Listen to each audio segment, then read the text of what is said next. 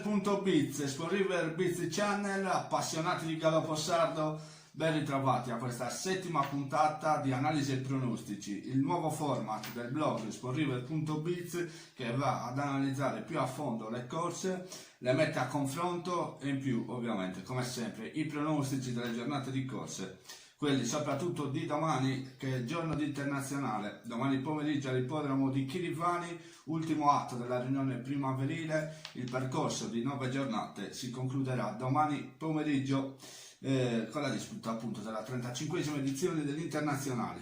Oggi noi, SporRiver.biz metterà a confronto i vari protagonisti, il percorso che hanno effettuato per arrivare appunto al primo grande appuntamento stagionale. Domani tutte le prove sono importanti, ovviamente quelle più affascinanti e interessanti, anche remunerative, sono quelle riservate agli anglo-arabo e ai puro sangue arabo di 3 anni, la disputa del 20esimo Omnium del puro sangue arabo e poi 2 belle condizionate per puro sangue inglese. Partiamo subito per vedere gli schieramenti. Con la prima corsa si inizia alle 16:25, quindi posticipato l'orario rispetto alla consueta abitudine che c'era nelle prime giornate, quindi 16:25 l'orario da cui sgabberanno i cavalli della prima corsa: Calamoresca, Cresta dell'Onda, Danielina, Biaduli dell'Algher, Safironzana, Salvorinu, Serie Truth, Shardana Grey. In 8 al via con favori del pronostico per Calamoresca, che appunto cappeggia il pronostico. Adesso partiranno le immagini, quindi Calamoresca e Serie Truth lo state vedendo in sovraimpressione.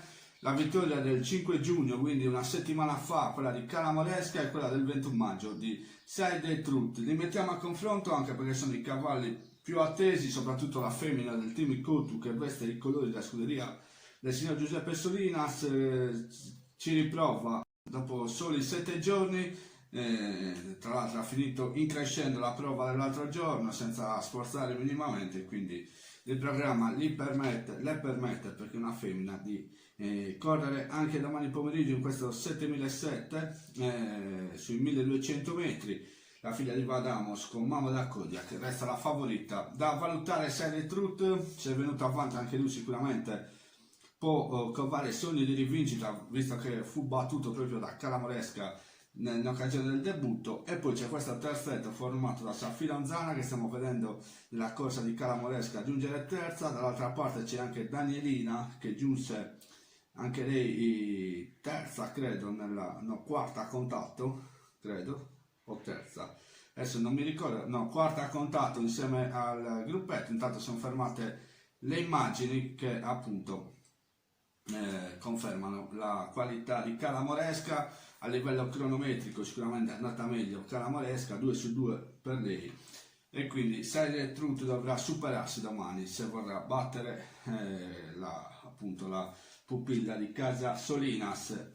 Il pronostico secondo me è proprio tra Calamoresca, Serie Truth, e poi diamo fiducia a Safironzana, ma per una questione di pedigree e precocità nel padre, il Kabir, che è sceso in pista con vari prodotti quest'anno in Italia per la prima volta e ha visto trionfare anche Isarutas la scorsa volta a Roma al debutto, quindi in termini di precocità piace Safironzana, o che anche a Shardana Grey, una Gregorian che corse bene al debutto, seppur finendo quarta dopo una partenza non proprio felice, ha rimediato con un bel recupero, quindi con 200 metri in più, perché la volta fu 1000 metri, può essere velenosa Shardana Grey. Passiamo alla sesta corsa, così chiudiamo il capitolo puro sangue inglese. Anche questa è una condizionata sui 1800 metri per cavalli di 3 anni. In 11 al via Angel Barak dell'Algher, Krastu dell'Algher, Dawak di Pinto Ex Lover, La Base, Lady Gavoy, Offsider, Sophistication e Temujin. Quindi 11 cavalli al via, ovviamente occhi puntati su Barak e Krastu dell'Algher, i compagni di scuderia della San Giuliano, tra l'altro a cui è intitolato anche lo stesso premio.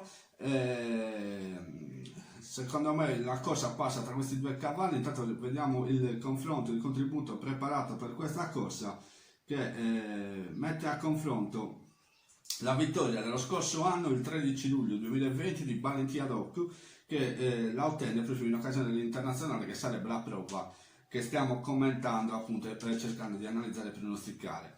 A confronto a Valentin Haddock mettiamo Crastu dell'Alghere, perché abbiamo l'unico riferimento reale sui 1800 metri di questo inizio di stagione. Crastu dell'Alghere domani è una probabile protagonista, anche perché c'era in quella corsa in Gelu, Offsider, Lady Gavot, insomma, che li ritroviamo domani. C'era anche la stessa Valentin Haddock. Valentin Haddock in quell'occasione, montata da Antonio Fresu, si impose davanti ad Engeliou.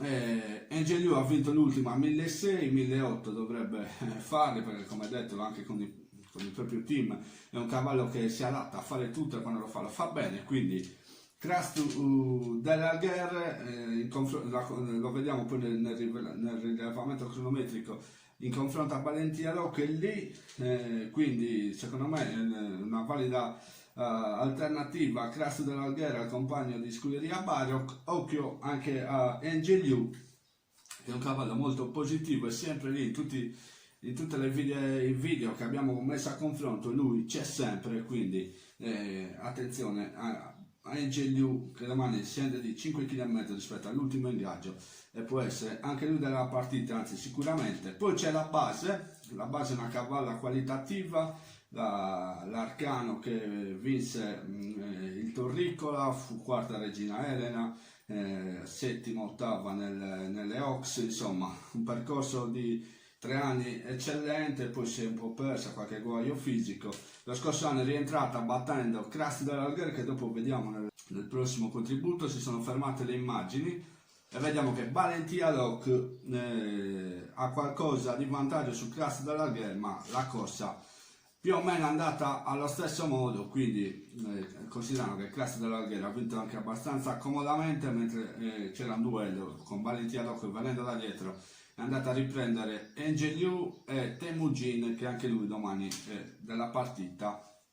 E quarta arrivò Baroc dell'Alghere, che è quello all'esterno di tutti, che state vedendo in sovraimpressione, mentre dall'altra parte Crastu dell'Alghere precede Engeliou e Lady Gavot. Occhio anche a Lady Gavot, c'è anche dipinto. Questa corsa è molto aperta. Baroc, Crastu, la base, Engeliou, lo stesso dipinto, che arriva da 2 secondi posti consecutivi. Lady Gavot rimane sempre velenosa, come stiamo vedendo appunto adesso i partenti. Ecco il contributo di la base dello scorso anno nella sua unica apparizione. Fu corsa vera con Crastu dell'Alghere, seppur una corsa di GR, Crastu montata da Zucca e la base da Gaias. Non fu una passeggiata per la figlia di Arcano. Domani rientra dopo questa corsa e staremo a vedere appunto lo stato di forma. Sicuramente se anche al 60-70% una cavalla che può dire la sua. Pronostico, dopo tutto questo bel dire, io dico Crastu dell'Alghere, Baroc dell'Alghere ed Engeliou.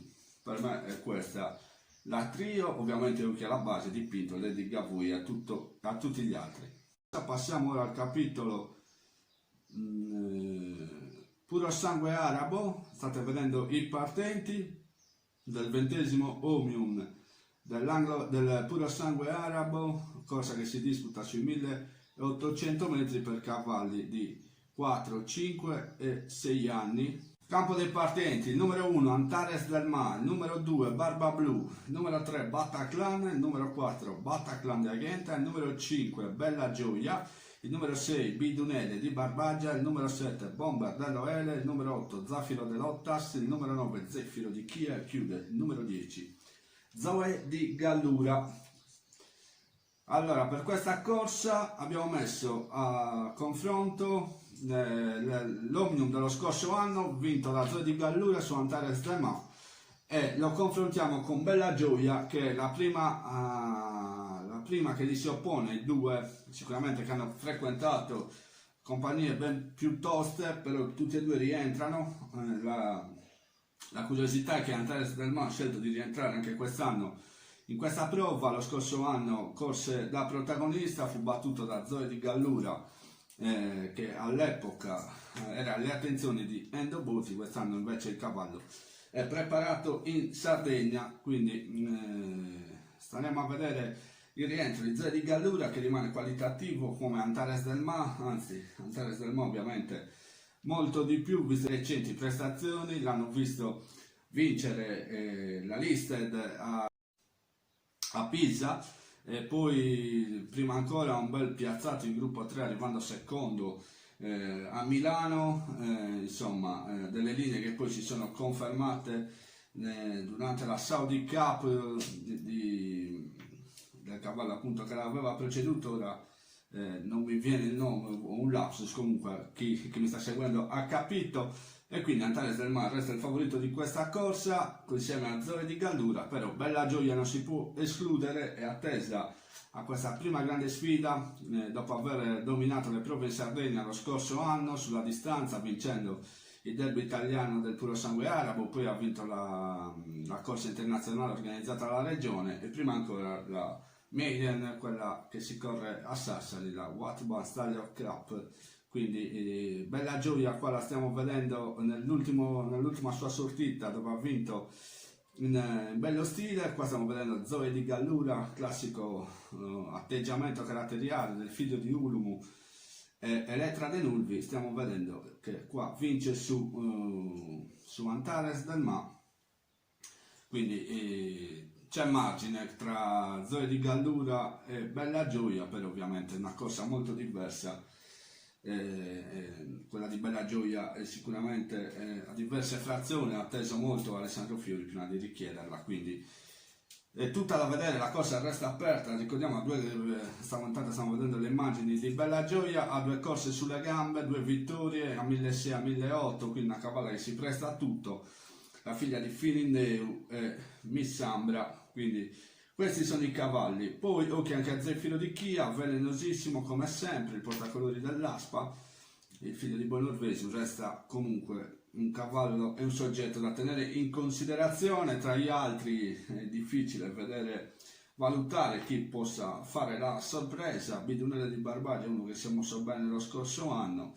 Zaffiro de Lottas aveva finito bene a Villacido con 3 vittorie di fila, non è da escludere, però rientra anche lui. Insomma, sono tutti cavalli positivi, però Antares del Ma secondo me resta il cavallo da battere, seguito per ciò che ha fatto vedere, per ciò che dice la carriera, Zoe di Gallura. E poi Bella Gioia.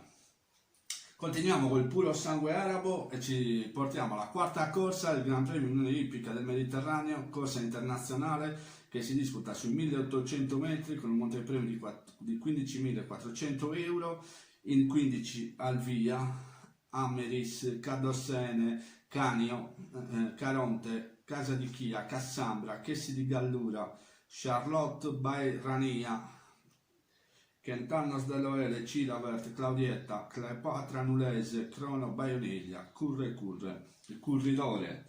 Questi sono i 15 protagonisti di questa corsa internazionale riservata al Puro Sangue Arabo di 3 anni. Intanto facciamo partire anche il contributo che mette a confronto Caronte e Canio. Canio in occasione del suo debutto vittorioso e Caronte in occasione della corsa di preparazione, però ricordiamo entrambi sui 1600 metri.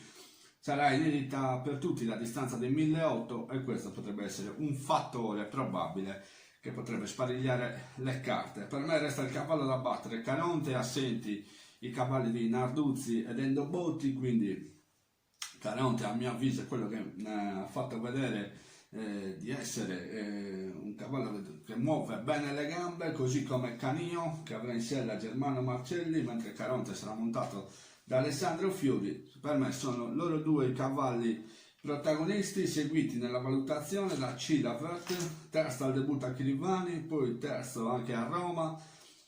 Come Canino, un figlio di Mucatila al Calediano, a differenza di Caronte che è un figlio di Filindeu, e poi seguono nella valutazione anche Claudietta, vittoriosa al debutto e quinta l'altra volta, e Cleopatra Nulese, cavalla in progresso, la figlia di Nuraki, anche lei fa parte dei probabili protagonisti di questa corsa. Stiamo vedendo il confronto, appunto, siamo nella curva tra Caronte e Canino per capire un po' questi due cavalli. Canino resta molto caratteriale, non è nemmeno Caronte, perché adesso vediamo addirittura dalla vostra destra entrambi, dove c'è Canino che allarga e di conseguenza fa allargare anche Caronte. Caronte viene richiesto da Nino Murru, scende troppo secondo me in corda, tra l'altro è stato appunto anche multato il Fantino per questa azione che ha ostacolato un po' Cleopatra Nullese, però il cavallo si rende autore davvero di un finale incredibile. Abbiamo fermato le immagini, Caronte nel riferimento cronometrico è sicuramente più avanti di Canino. Un'altra nota a margine: Caronte batte Cribio di Gallura, il grande assente di questa prova. Cribio di Gallura era atteso anche lui a questo internazionale. Canino qua ha qualcosa, ma chi ricorda la corsa, come abbiamo visto anche dalle immagini, il cavallo è andato un po' in giro per la pista. Filippo Ezza, che l'aveva montato, era stato bravo a gestirlo per portarlo fin sul palo vittorioso. Domani però si è migliorato anche questi aspetti. Insieme a Caronte resta il cavallo da battere, poi c'è appunto Cila, Claudietta e Cleopatra Nullese. Questi sono i cavalli che secondo me possono dire la loro. Occhio anche un po' a Chessi di Gallura, non male nell'ultima sortita. Ripeto, 1800 metri per la prima volta affrontati da tutti può essere un fattore che spariglia le carte.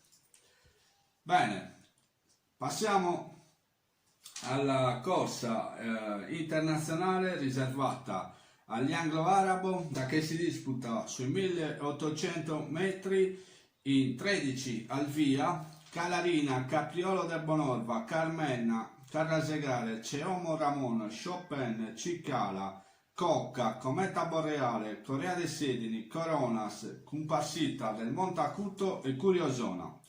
Questo è il campo dei partenti, ovviamente occhi puntati su Corea dei Sedini per ciò che ha fatto vedere. Intanto vi faccio vedere il contributo, che è il primo di questa corsa che abbiamo messo a confronto. Adesso partiranno le immagini, eccole qua. Corea dei Sedini e Coronas, altro cavallo molto interessante proprio in virtù della corsa della scorsa settimana, il quale si è reso protagonista l'allievo di Gianluca Fresu, interpretato dallo stesso. Quindi si aggiunge anche Coronas al lotto dei probabili protagonisti. Per me la cavalla da battere resta Corea dei Sedini per ciò che ha fatto vedere, soprattutto facendo una corsa del genere molto dispendiosa e reggendo fino alla fine. Ovvio è che domani dovrà cambiare sicuramente un po' i suoi piani tattici, magari correrà di rimessa oppure correndo sui primi, non certo facendo selezione in questa maniera, anche se poi tutto è possibile, anche perché ha vinto. Nel caso dovesse ripeterla, ha ragione lei, ha vinto e anche stampato un buon tempo, 1,56, quindi non è che è andata piano e calato tanto in fondo. Quella adesso nel retto fino alla fine fu agganciata da 3/4 di lunghezza sul palo da un ottimo Chopin, che resta tra i maiden e protagonisti di questa prova. Torniamo su anche due parole su Coronas, come stiamo vedendo, anche lui molto vicino alla prestazione di Corea dei Sedini, entrambe le corse su 1800 metri. È l'unico parametro che abbiamo. Corea dei Sedini, ripeto, da una linea a tutti, perché ha vinto a 1600 battendo Cicala e Calarina. Calarina fu battuta da Cocca. Cocca domani ritorna dopo il debutto vittorioso dopo 2 mesi esatti. Anche lei è una cavalla che sicuramente vale tanto, e quindi la linea che dà Cocca la dà un po' a tutti, mentre Coronas se la dà da solo proprio in virtù di questa prestazione. Corea dei Sedini, Coronas e Cocca sono i 3 cavalli che hanno vinto, seguiti nella valutazione da Chopin, Calarina, occhio anche a Cicala e Carmena, e Capriolo del Bonorva, che anche lui è un cavallo che conta parecchio in questa prova. Abbiamo fermato le immagini nel frattempo, guardate quanto è vicino Coronas alla prestazione di Corea dei Sedini. Per me Corea dei Sedini, Coronas, Cocca e Capriolo del Bonorva in virtù della sua vittoria al debutto. e poi Chopin, Calarina, Ciccala, Carmena, Comparsita del Montacuto sono tutti maiden che possono sparigliare il mazzo, perché la cosa è molto più aperta di ciò che sembra. Una certezza secondo me alla vigilia è che Corea dei Sedili resta la cavalla da battere insieme a Coronas e Cocca.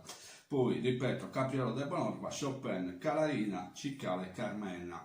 Poi vedete un po' voi, queste sono le mie idee. Vi faccio vedere poi l'altro contributo, sempre con Corea dei Sedili, a confronto con gli internazionali delle ultime 3 edizioni. Quindi possono partire le immagini, un bel confronto a 4, come stiamo vedendo. Alla vostra sinistra in alto Vanadio da Claudia nel 2018, Ayo Sunnani nel 2019, cosa che però fu vinta da Aurus, poi retrocesso proprio a favore di Ayo Sunnani. Alla vostra sinistra in basso Balla Tisola lo scorso anno, e poi la prova che abbiamo visto prima di Corea dei Sedili sui 1800 metri. Questo per analizzare appunto la prestazione della femmina sellata da Salvatore Moroni Junior, perché se dovesse cambiare un po' il suo aspetto tattico, magari correndo un po' più a risparmio, sicuramente la cavalla da battere. Adesso stiamo vedendo appunto le frazioni. Guardate, Corea del Sud rispetto agli altri 3 internazionali ha imbastito davvero un buon ritmo, che appunto ha messo in difficoltà gli avversari, però stiamo vedendo Corea dei Sedili, anche dalle immagini si capisce che ha avuto frazioni molto più svelte rispetto anche allo stesso Vanadio da Claudia, cavallo qualitativo in alto, poi c'è Artigiano in testa e in basso Brera, lo state vedendo. Guardate dove è Corea dei Sedili, guardate dove sono gli altri. Inizia prima la curva, quindi a dimostrazione che non è sicuramente andato al piano, in virtù di ciò appunto che ha retto fino in fondo. Con questo confronto mi dà ancora più garanzia che avendo 2 euro da giocare, giocherei ovviamente su Corea dei Sedili. Occhio però appunto, come detto, a Coronas, che gli è molto vicino, a Cocca e poi tutti gli altri nominati. Intanto vediamo la dirittura finale, ovviamente affievolisce l'azione Corea dei Sedili. Vanadio da Claudia invece, che ha un po' addormentato la corsa per poi allungare la metà curva in poi, sarà quello che a livello cronometrico farà meglio di tutti. Infatti quando fermeremo le immagini proprio in questo istante, Vanadio è davanti a Yosunnani, a Balla Tisola e guardate dove anche Corea dei Sedili, però non è molto lontana dagli altri, quindi questo per farvi capire che non è stato un caso isolato, anche perché veniva un'altra vittoria, la stiamo vedendo qua al tondino, Corea dei Sedili, che sarà interpretata lo stesso da Filippo Ezza. Ecco, questo è il tutto per quanto riguarda la prova internazionale riservata ai fondi inglese. Sicuramente è molto aperta, quindi vedremo cosa accadrà. Passiamo all'ultima analisi, all'ultima prova. Per ultimo abbiamo lasciato il fondo arabo di 3 anni, corsa sui 1800 metri in 11 al via. Canarino, Cansidu, Carestella, Chicca, Chimera Bella, Chimera Love, Clara, Consuelo, Conte Cavour, Cowboy, Debonorve, Criseide, My Life. Questo è lo schieramento. Mettiamo a confronto le vittorie di Cansidu, Chimera Love e Chimera Bella. In alto Cansidu, alla vostra sinistra Chimera Love, alla vostra destra Chimera Bella. Ovviamente qua le prove di tutti e 3 questi cavalli si sono svolte su 1600 metri, quindi andranno a fare 1800 per la prima volta. A quanto pare, a quanto si evince, non sarà un problema per questi cavalli, che a detta appunto dei propri interpreti, del proprio entourage, sono cavalli che sicuramente gradiscono qualche metro in più, sia Cansidu che Chimera Bella. Chimera Love ha corso su 1800 giungendo seconda dietro a Chicca, la stessa Chicca siamo dopo in confronto agli ultimi 3 internazionali riservati alla categoria. Ora ci concentriamo su Cansidu, Chimera Love, Chimera Bella, insomma sono tra i più attesi. Cansidu si presenterà col fascino dell'imbattuto, e quando un cavallo è imbattuto non bisogna sicuramente snobbarlo. Abbiamo visto anche alle Oaks d'Italia la settimana scorsa, Eulaida veniva da 3 vittorie, seppur magari in categoria molto, molto diversa, se vogliamo anche inferiore rispetto a quella che proponeva le Oaks, però la cavalla ha vinto lo stesso. Quindi quando si vince conta sempre, ovviamente conta poi confermarsi e ripetersi. Stiamo vedendo le frazioni quando si entra quando si entra addirittura finale. Chimera Love è decisamente avanti rispetto a Chimera Bella e Kansiru. Chimera Bella sicuramente ha fatto meglio, come detto già nella penultima puntata, però anche Kansiru, autore, ha nelle gambe uno scatto esplosivo, così come Chimera Love, scusate, adesso abbiamo fermato le immagini. Quindi Chimera Bella, Kansiru e Chimera Love sono tutte lì, anche se Chimera Bella conserva qualcosa di vantaggio, ma sono molto più vicini di ciò che sembrano. Andiamo con l'altro contributo per vedere anche appunto le edizioni del 2018, 2019 e 2020 di Zeofrak, Afrofrak e Balla Coruppi con Chicca, per vedere che parametro ha Chicca, che linea dà Chicca agli altri. Intanto sono partite le immagini, anche qua ci fu una retrocessione nell'internazionale riservata al fondo arabo del 2018. La corsa fu vinta da Zibala Diagonale e poi retrocessa a favore di Zeofrak, e ne fece le spese anche Zimbar, che poi vinse il derby sardo. Ricordiamo le polemiche al seguito. Dall'altra parte Afrofrak, dall'altra Balla coi lupi, che abbiamo visto spendere un patrimonio per vincere questa corsa. È uscito fuori addirittura dalle immagini, poi è rientrato, si è portato davanti a menare le danze. Insomma, fu anche quello un bel internazionale vinto da Balla coi lupi. L'altra chicca è quella invece alla vostra destra in basso, quindi la prova del 28 maggio, la condizionata appunto di preparazione in vista dell'internazionale. Come frazione ovviamente quella di Bossardo, che guida appunto sul compagno di colori Afrofrak, è un po' più svelta rispetto a quella di Chicca, che vede Clarisse Sterling tirare la corsa. Balla Coluppi la sta affrontando adesso, mentre sono anche Zibala Diagonale già nella piegata conclusiva. Quando si entrerà in retta lo farà in teoria Bossardo, che poi allargherà in quella prova disazionando il proprio interprete. Si ritroverà al comando Afrofrak. Però stiamo vedendo le frazioni sono simili, quelle di Chicca e Afrofrak. Poi sicuramente un altro speed finale diverso, quello del portacolori Massimiliano Narduzzi. Però Chicca ha fatto davvero una bella corsa, non deve passare in secondo piano la vittoria di Chicca, che secondo me alla pari di Kansiru sono i cavalli da battere, proprio in virtù di questa prova. Intanto abbiamo fermato le immagini, vediamo che Afrofrak taglia per primo il traguardo, però gli altri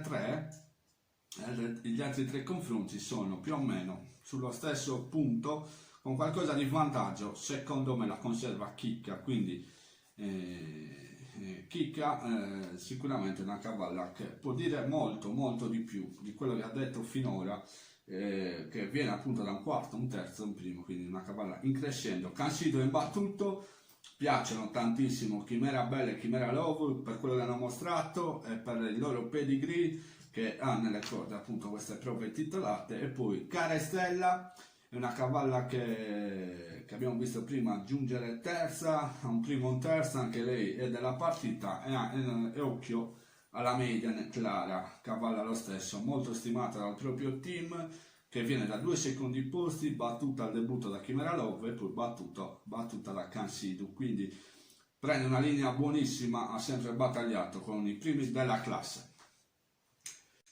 Bene, abbiamo visto tutto, abbiamo analizzato per ciò che mi è stato possibile per entrare meglio nel vivo dell'internazionale. Quindi appuntamento a domani a Chilivani, come sempre saremo lì al tondino, magari con un microfono decente per non avere meno interferenze quando sentiamo i protagonisti. Spero di risolvere anche questo problema, garantire sempre un servizio per l'Ippica Sarda a tutti gli appassionati. Ringrazio tutti coloro che stanno contribuendo alla causa. Appunto vi ricordo, sono sempre prenotabili le magliette di spoonriver.biz, e questa qua, ecco, una bianca e nera, sono i colori che abbiamo a disposizione. Io ringrazio tutti coloro davvero di cuore che stanno appunto contribuendo, quindi appuntamento con l'Isola che galoppa per analizzare le corse di domani pomeriggio e sentire appunto le voci dei protagonisti. Una buona serata a tutti e buone anche corse a tutti.